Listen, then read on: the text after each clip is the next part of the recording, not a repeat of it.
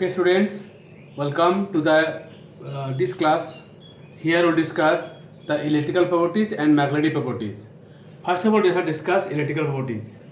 On the basis of electrical conductivity, on the basis of electrical conductivities,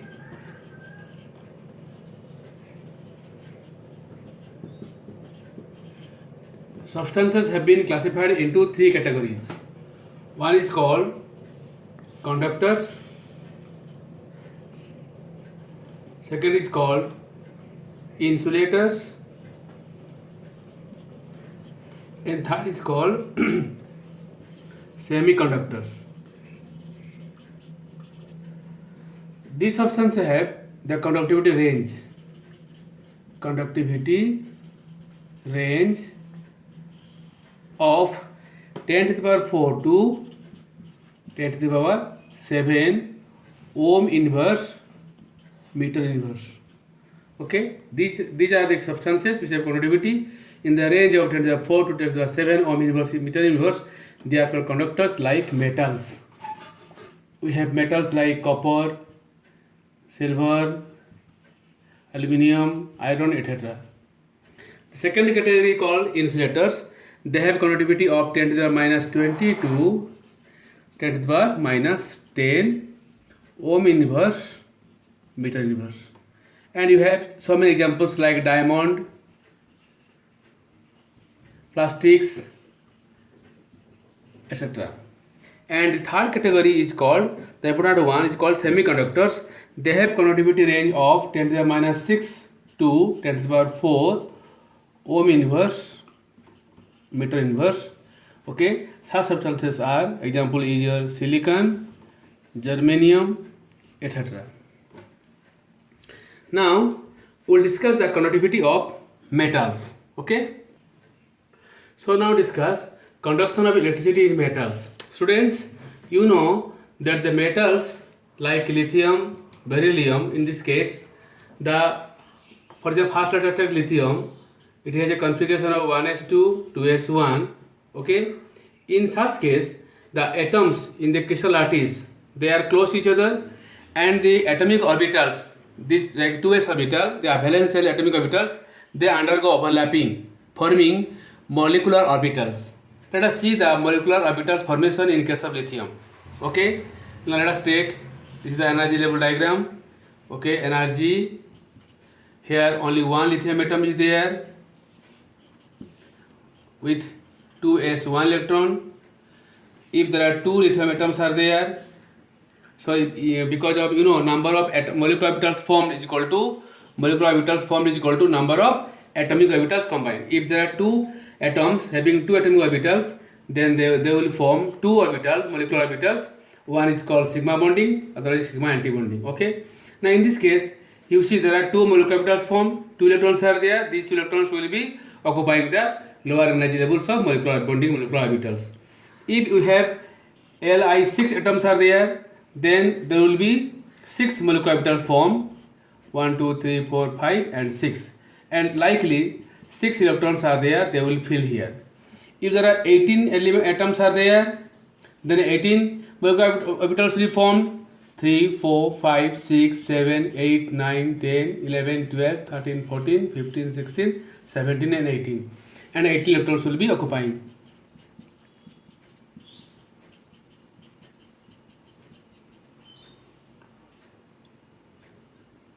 Okay, now a large number of, if n atoms are there, okay, in this case these are called filled molecular orbitals. This is called empty anti-bonding molecular orbital. Now if a large number of atoms are there, then this will look like this, having very less energy difference between them. Okay, very closely spaced energy levels are called band. This is a band. What is a band is called? A band is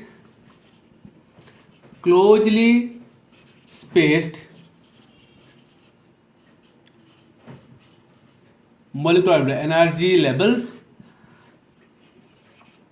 or molecular orbitals is called a band. Now in this case, this half of the band is completely filled by the electrons. or in case of lithium, as it has having only electron in this 2s orbital, this band is partially filled. We can say partially filled band, and this is your empty band. Okay, this is your empty band, and it has been seen that in case of lithium there is no energy gap between the partial filled band and the empty band, so electron can transfer from this band to this band, so therefore it is good conductor of electricity. Now let us consider the case of beryllium. In case of beryllium, what do you find? There are 4 electrons are there and 2s orbital is completely filled. In this case 2s orbital is completely filled and 2p is empty. That means beryllium should have it, as it has all the electrons filled in the molecular in the atomic orbital, so it should not be conducting. But for your kind information, beryllium is greater conductor than lithium. So how it has happened? Let us explain this. So in case of beryllium, 2s 2 electrons are there and 2p is empty. 2s will form a molecular orbital like this. Okay, this is the filled band. Okay, and this is empty band, and 2p also forms like this. The orbital form in 2p is this one. This is totally empty. This is empty. This is also empty. Okay, such band is called a conduction band. Conduction band. That is empty. Band is called conduction band. Now, in case of beryllium, what is seen that the 2s orbital, the filled band, valence band, this is filled valence band, overlaps with the empty conduction band.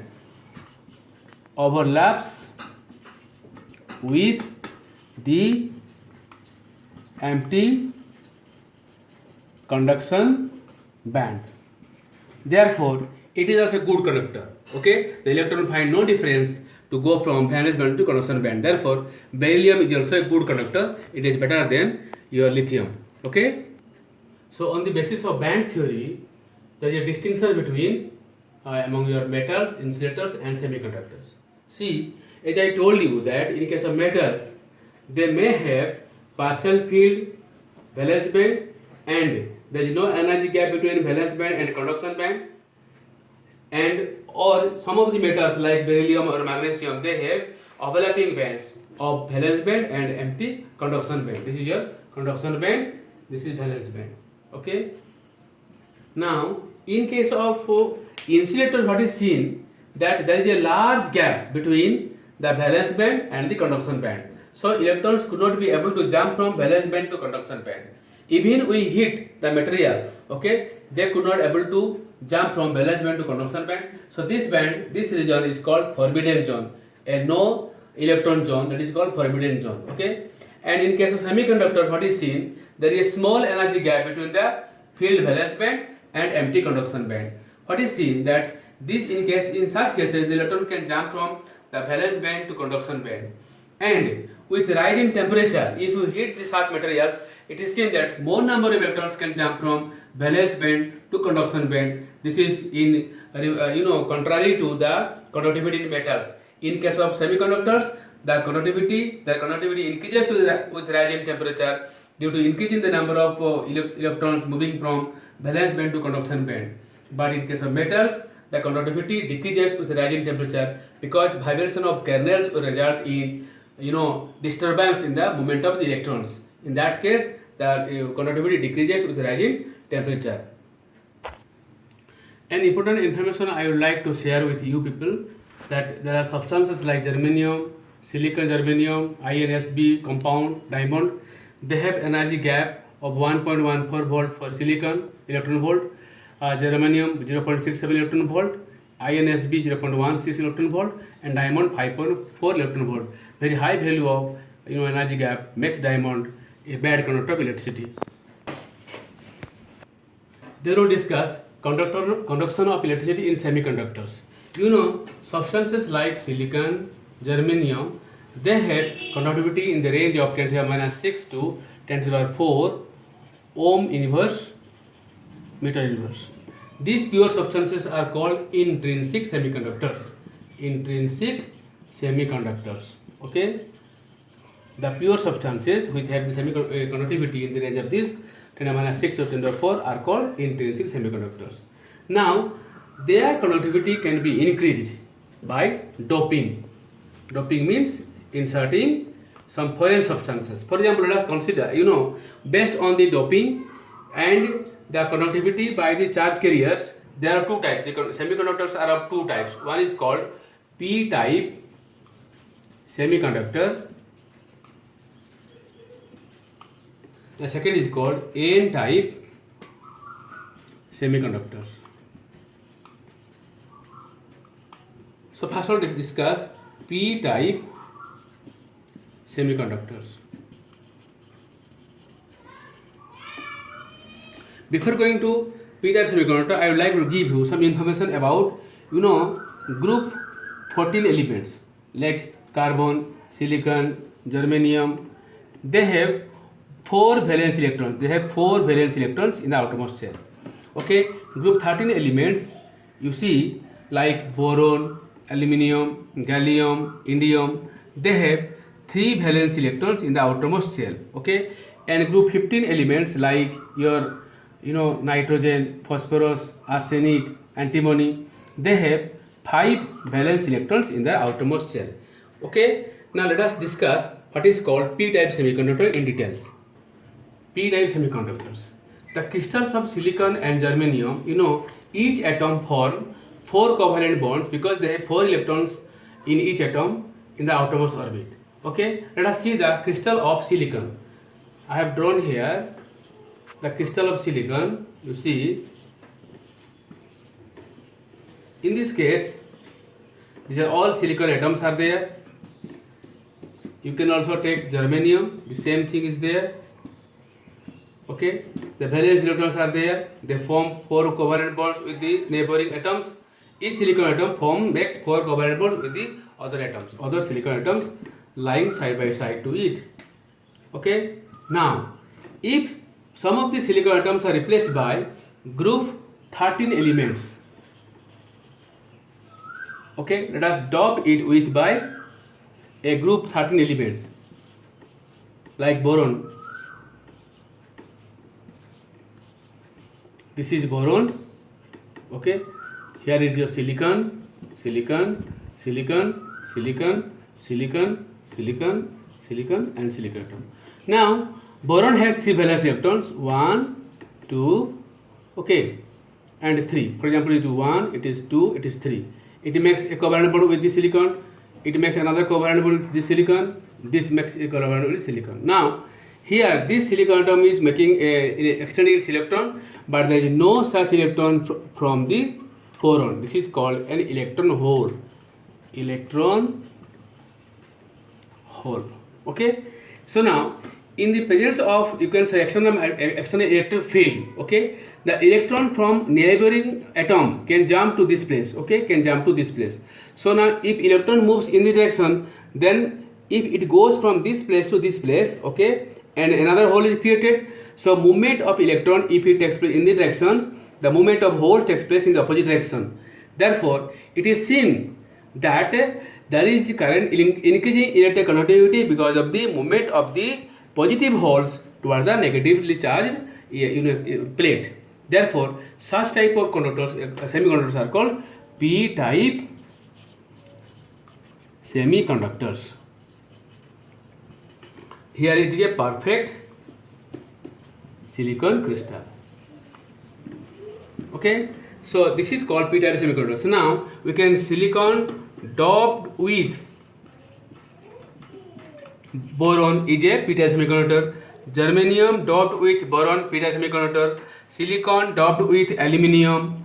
Silicon doped with gallium. Germanium doped with aluminium or gallium are all p-type semiconductors. Okay. Now n-type semiconductor. Again we see I have taken here a perfect silicon crystal. Perfect silicon crystal.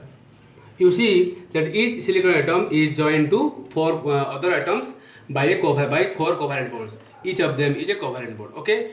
Now if such a crystal of silicon is doped with group 15 element like phosphorus or arsenic, what is seen? You see, in that case, these are silicon atoms. It is doped with phosphorus, for example, phosphorus. The silicon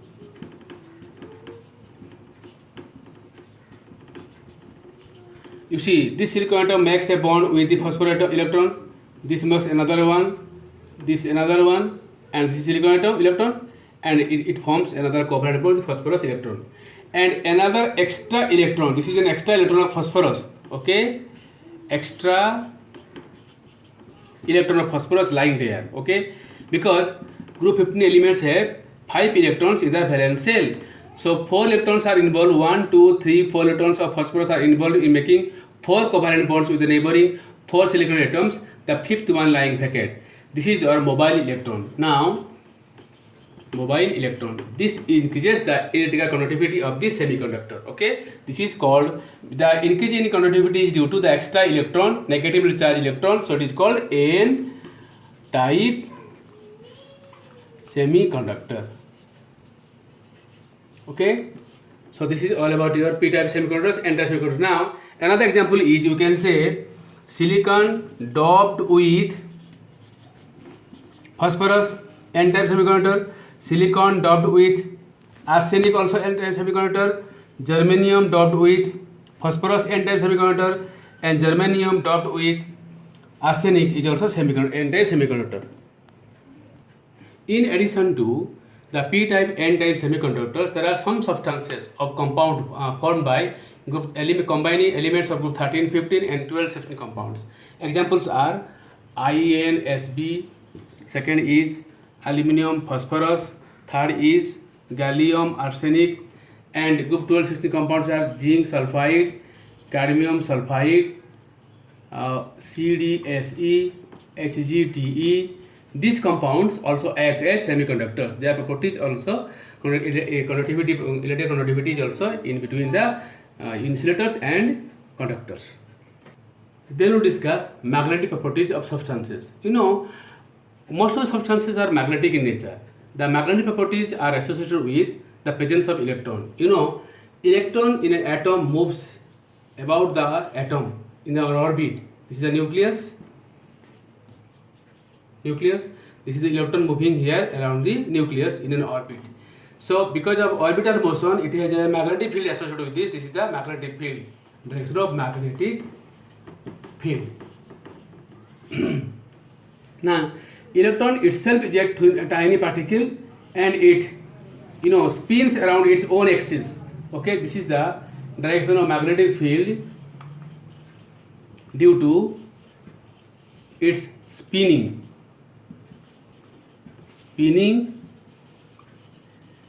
magnetic field. It is because of the magnetic field is the orbital magnetic field. Therefore, each electron is associated with a very small magnetic field. The magnetic field is determined in terms of Bm, very small one, and 1 Bm is equal to 9.27 into 10 to the power minus 24 ampere meter square. This is very small amount of the magnetic field associated with it. Now, based on the magnetic properties, substances are of 5 types. One is called paramagnetic substances.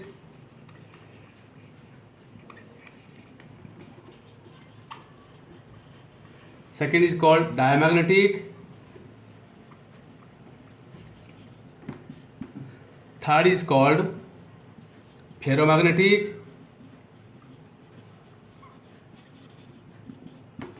Fourth is called antiferromagnetic.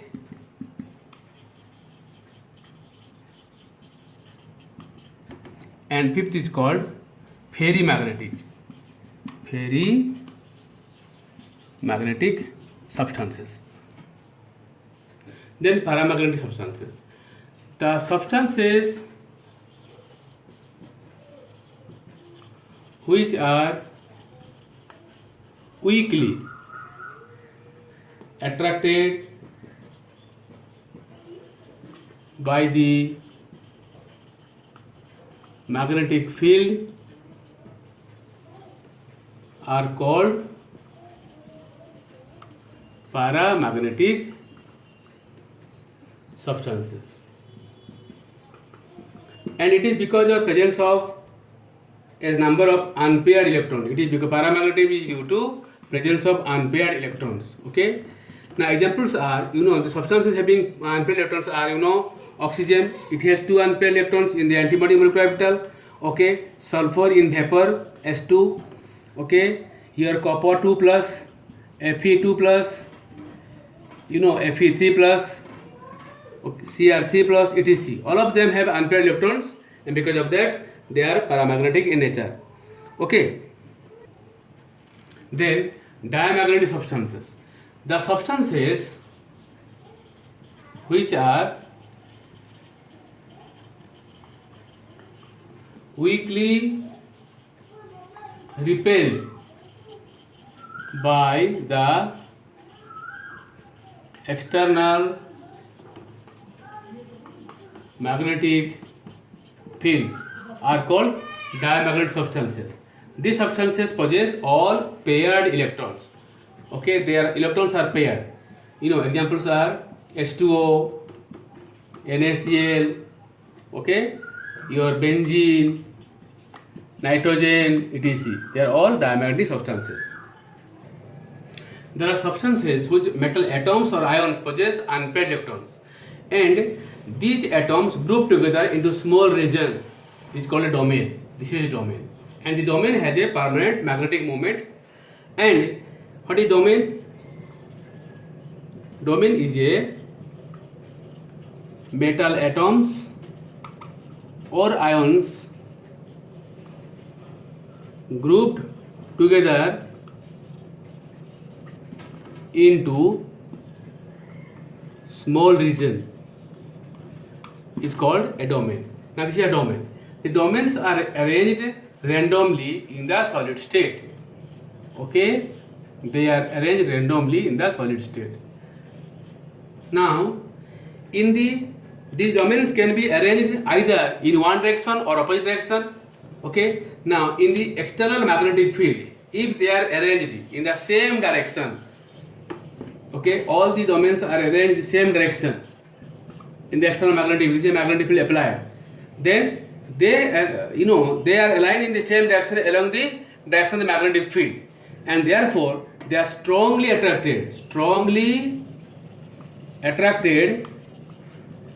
by the external magnetic field,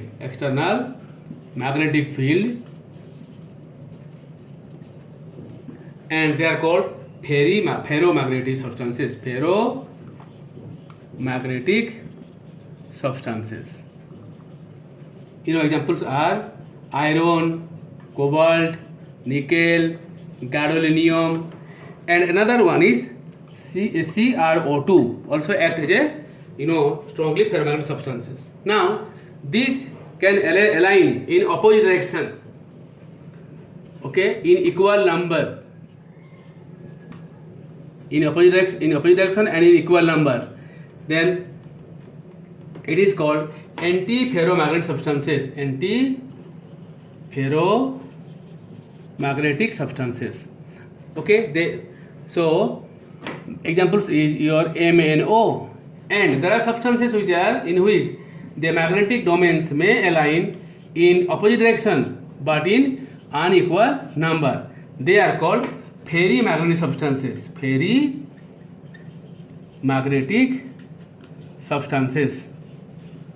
Okay, examples are, there you will find your Fe3O4, Mg Fe2O4 ferrites, and Zn Fe2O4. So these are all about your ferromagnetic, ferrimagnetic and antiferromagnetic substances. With this we come to the end of the solid state. Okay.